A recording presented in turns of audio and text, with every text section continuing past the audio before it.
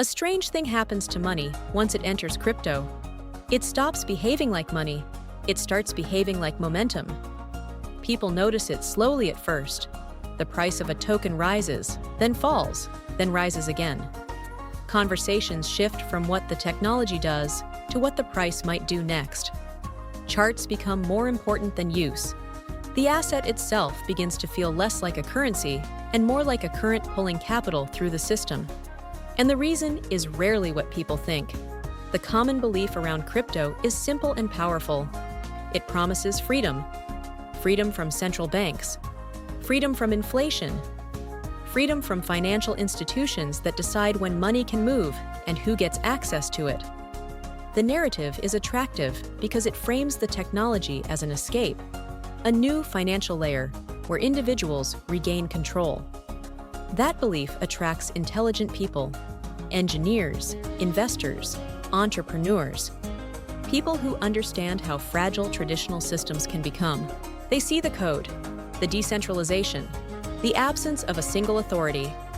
The system appears neutral, transparent, almost mechanical.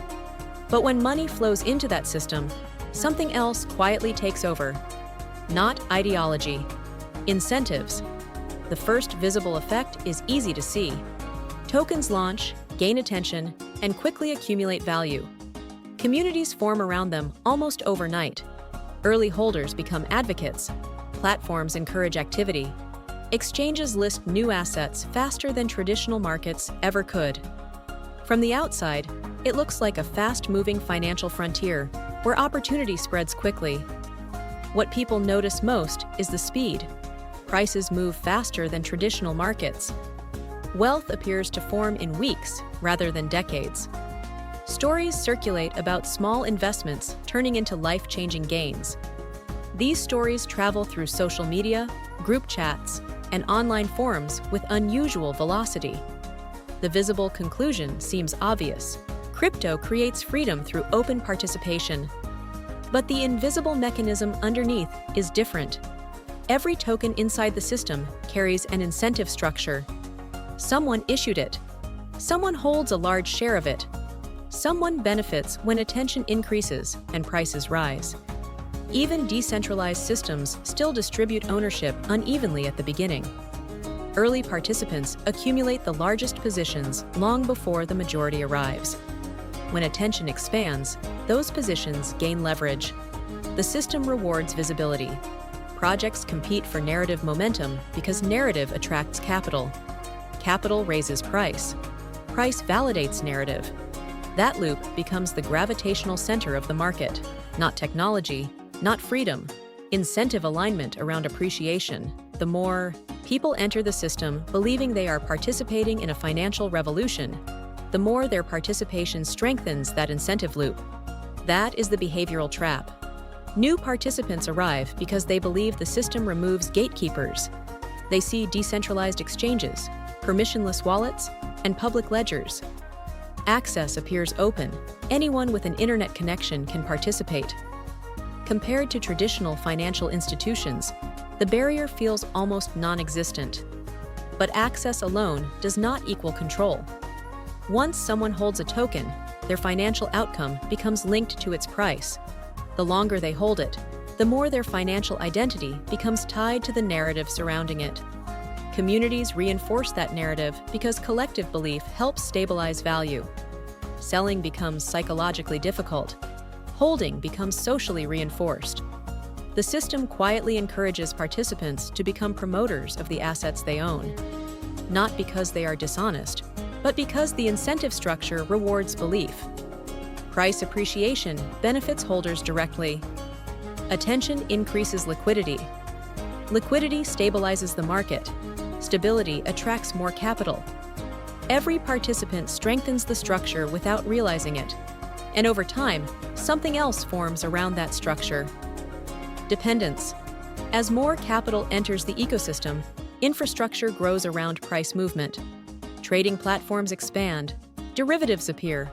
Lending systems allow tokens to become collateral for new positions. Entire financial layers begin to form on top of volatile assets.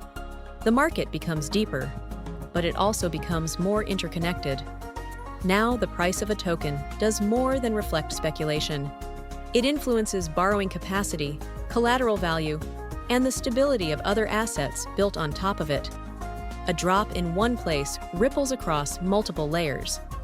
What once looked like independent innovation begins to behave like a tightly coupled system. At this point, the structure becomes harder to exit. Participants have not only invested money, they have invested time, attention, and identity. They follow price movements daily. They track announcements, partnerships, and protocol updates. Their understanding of wealth begins to orbit the ecosystem they joined. Even those who entered cautiously begin to feel its gravity. Because incentives operate quietly, no central authority instructs people to hold longer or believe more strongly. The system does not need to. Financial alignment performs that function automatically. The promise of appreciation turns belief into participation and participation into reinforcement. Freedom was the story that opened the door. Incentives are what keep the system running, and this is where the realization becomes uncomfortable. Many people entered crypto believing they were stepping outside traditional finance. They believed decentralization would remove the pressure created by institutional incentives. They believed code could replace the motivations that distort financial systems. But incentives do not disappear simply because authority becomes decentralized. They redistribute. Instead of banks, there are early holders. Instead of centralized platforms controlling liquidity, there are decentralized protocols whose tokens concentrate ownership at the beginning. Instead of institutional promotion, there are communities whose financial outcomes depend on collective optimism.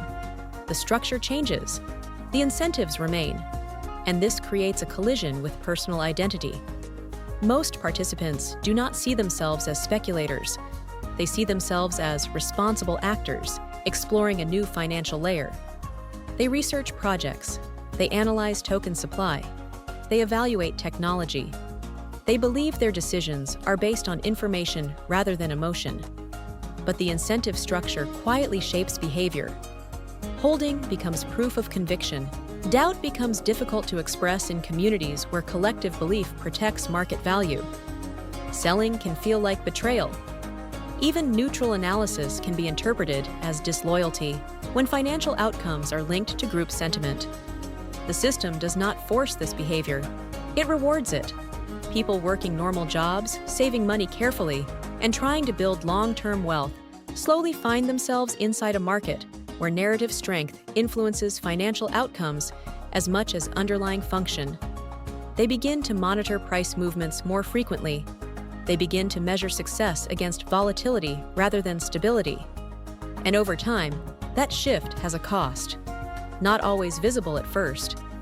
Time spent following momentum replaces time spent building slower forms of financial leverage. Attention becomes fragmented across tokens, announcements, and market signals. Wealth becomes tied to cycles that operate at the speed of collective emotion. The opportunity cost compounds quietly.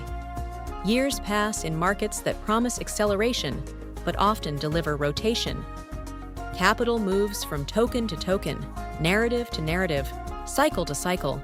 Participants experience periods of sudden gain, followed by long phases of uncertainty. Some leave with profit, many leave with experience, but almost everyone leaves with time invested in a system whose incentives they only fully understood later. And the system continues expanding. New tokens appear. New platforms promise improved decentralization. New narratives emerge explaining why the next cycle will behave differently from the last one. Each generation of participants enters with the same belief that this time the technology will finally align with its original promise. Freedom through decentralization. Yet beneath every new layer, the same mechanism quietly persists. Ownership distribution, narrative competition, capital seeking appreciation, incentives shaping behavior. The system does not need anyone to fully understand it to keep functioning. It only needs participants whose financial outcomes improve when belief spreads. And that realization tends to arrive slowly, usually long after the first investment. Because once money enters a system driven by incentives, the most powerful force inside it is no longer the technology, It is the structure quietly deciding what everyone inside the system is rewarded for believing next. If you want more videos that explain how money actually works, you can subscribe to Finance Simplified.